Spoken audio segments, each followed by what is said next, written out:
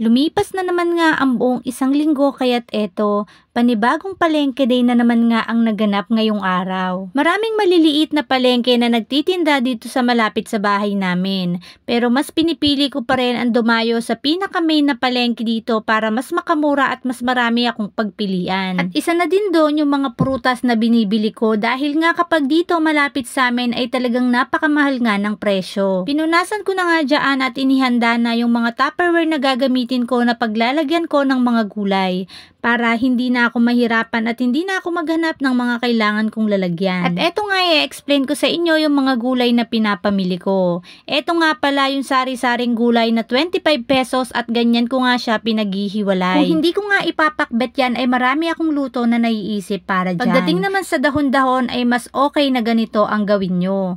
Eto kasi ang madalas na ginagawa ko at talaga namang nakakasiguro ko na kada isang linggo ay talagang nananatili pa ring fresh yung mga gulay na binibili ko. Kung medyo malaki-laki nga yung paglalagyan kong rep, mas maganda talaga na lahat ng mga gulay na bibilin ko ay ganito ko siya itatabi. Sa repolyo naman ay tinatanggal ko lang yung may damage at ibabalot ko nga yan ng cling wrap. Wala kasi akong lalagyan at kahit naman may lalagyan ako ay hindi na rin talaga kakasya sa maliit na rep na meron ako dito sa bahay. At ganyan din nga ang ginagawa ko sa Pechay Baguio na nabibili ko.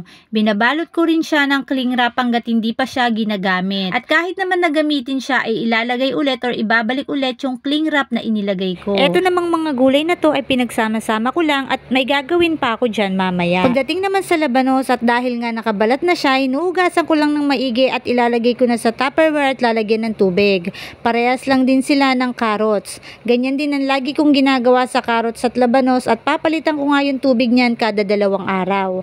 Hindi pwedeng magtagal yan dahil nga ayoko rin na masiraan ako ng gulay. Pagdating naman sa cauliflower ay ganyan lang ang ginagawa ko. Pinapakuluan ko nga siya at pagkatapos ng mga ilang minuto ay ililipat ko sa malamig na tubig. At papatuyuin nga lang at lalagay na sa Tupperware. Sa loob ng freezer ko to ilalagay at kapag gagamitin na ay kukuha na lang at hindi na kailangan pakuluan pa ng matagal. Kung mapapansin niyo yung rep namin, halos mga sauce na lang talaga yung laman at wala na nga rin kaming mga natirang gulay. Ito nga pala yung miso paste na ginagamit ng partner ko sa paggawa ng soup araw-araw. Kung tutuusin nga pwede ko nang gamitin ito pero dahil nga hindi natin kilala itong mga Pilipino, madalas ginagawan ko talaga ng paraan yung mga soup na lulutuin ko, yung mga alam ng mga followers ko. Hanggat maaari nga ay gumagamit talaga ako ng mga produkto natin dahil yun talaga ang mabilis makita dito sa ating lugar. Gusto ko yung kung ano lang yung madaling magaya ng mga followers ko na pwede nilang gawin para sa mga anak nila ay yun talaga yung isi-share ko sa inyo. Alam kong napapansin nyo rin na ang tanging laman lang ng rep namin ay yung mga pagkain na kailangan pang lutuin. Gaya nga ng sabi ko sa inyo nung mga nakaraang vlog ko,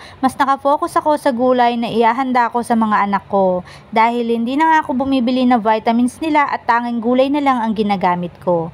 Ayun lang mga mare, thank you and God bless!